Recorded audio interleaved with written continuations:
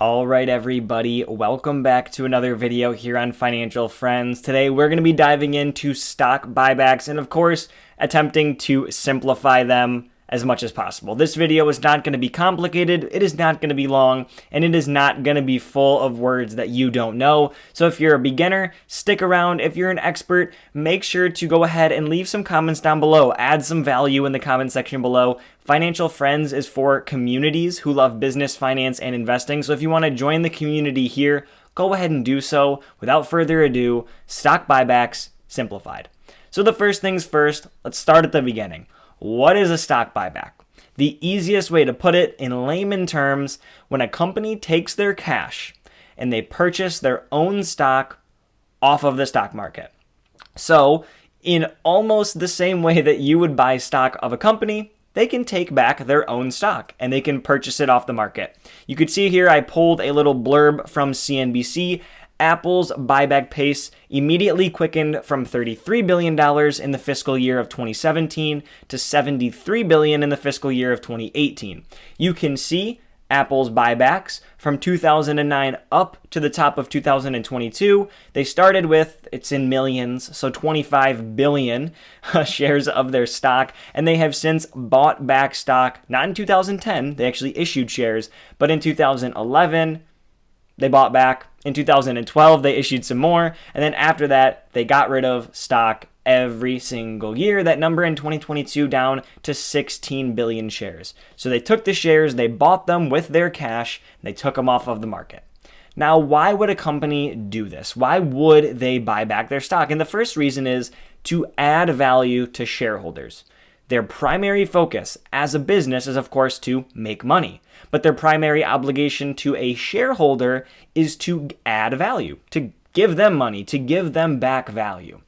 So, if you're a shareholder and you own one share of a company that has 100 outstanding shares, you then own 1% of that company. If the company proceeds to buy back some of their stock, let's say half, they now only have 50 outstanding shares. You, as the same exact shareholder, still have one share, and you now own 2% of the company. So it really is just that simple. And I use this to kind of explain to my mom, if you had a pie sitting on the kitchen table, and everybody, they sliced it up, and everybody took a slice, and they took it back to the couch, and they ate all of their slices. They took all of them away. And you are the only person who did not eat their piece of pie. You now have the entire pie, and I put that in air quotes for anybody listening. You don't actually have the whole pie, but you do.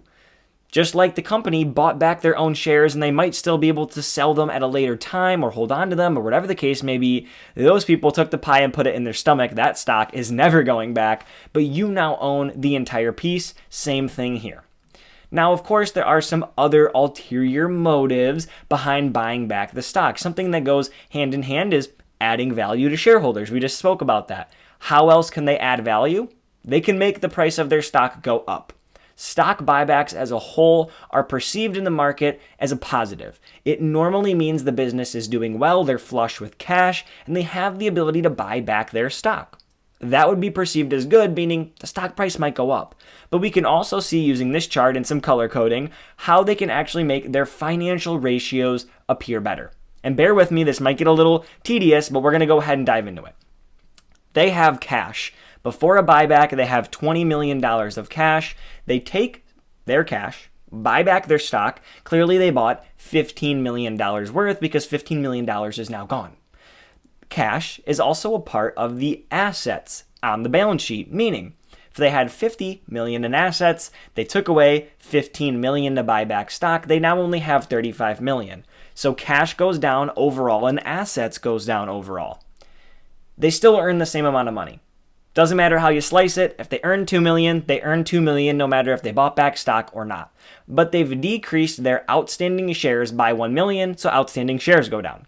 Now, we can take a look at the two ratios. Return on assets. This would be how much they got back from their assets. So from holding $2 million or from profiting $2 million, but holding $50 million in assets, they have a 4% return. Now decrease your assets by $15 million and you actually increase your return on assets out of thin air. You didn't earn any more money. You got no more return, but your denominator, your assets, decreased. Same exact concept with earnings per share. If you had $2 million of earnings off of 10 million outstanding shares, you earn 20 cents per share. But if you only have 9 million, you still have the same amount of earnings, you now have 22 cents per share. And so increasing these financial ratios can then appear to investors as a whole, oh my gosh, this company is doing better. And that could cause them to buy the stock and cause the price of that stock to, of course, increase. How does it benefit you? Plain and simple, all these things so far in layman terms, you own a bigger piece of the pie and stock price could see an increase from a more favorable financial ratio, or again, that sentiment or excitement because a company is doing a good thing, buying back their stock. And a third one I'll throw in there, it actually can reduce dilution. So as a company issues more stock, maybe for a stock-based compensation plan at an employer, bigger employers like Apple and Google use this to entice employees. As they issue more stock to those employees, they could actually buy back stock from the market to counteract that. That is another kind of hidden benefit, one I didn't want to truly break down, but it's relatively simple. As they issue more, they take more away from the broader market to cancel things out. Now, of course, we talked all about the pros of this, but are there any cons? And of course there are. Just like you are an investor and you want to get the lowest price possible for the best value so you can make a lot of money in the stock market, this is Peloton's stock chart. And they, of course, would not have liked to have bought back their own stock because it would have been a terrible use of any cash that they had at any given point. Now, why, you might ask? You don't want to buy back stock at $154, $6, $7, $8, whatever this is here, a share, when you can buy it back for $8 a share. Not only could they have used that cash for any other number of things, but now you're just getting a bad value on your investment into your own company. And you don't want to do that. If you bought back your stock for $8, you could issue it back out and sell it back to the market for $157 if it ever reached that price. But you can't do that if you bought it back for $157 and it's now at $8. You're just going to take massive losses from that. Now, as well as buying it back at the wrong time, they could also buy it for the wrong reasons. Just the same way that you could buy this to increase ratios when your company is doing well. If your company is doing poorly and now you're buying back stock to make these ratios appear better, you can increase those ratios, cause an increase in the stock price because of that excitement, but all for the wrong reasons. So yes, of course, you can do this wrong in multiple ways. So it's very important to understand the context of why the company is actually buying back its shares. So I know this was a little bit of a drawn out one. I said it was going to be quicker. I hope you were able to take something away from it. If you did, make sure to share it with your friends. I want to grow this community here of financial friends as much as possible. And if you've made it this far in the video, it means you either learned something or you're a dedicated viewer, and I really do truly appreciate you. So if you could hit that like button for me, it's free and it takes just a second. It'll help the algorithm push this video out to more people. And as I said, I want to grow the channel, so it all kind of goes hand in hand. Thank you very much for clicking, watching, liking, and subscribing. Leave a comment down below if you learned something, and let's do a code word. If you made it this far in the video, comment, "I love stock buybacks." Thank you very much for watching, and I will see you all in the next one. Take care.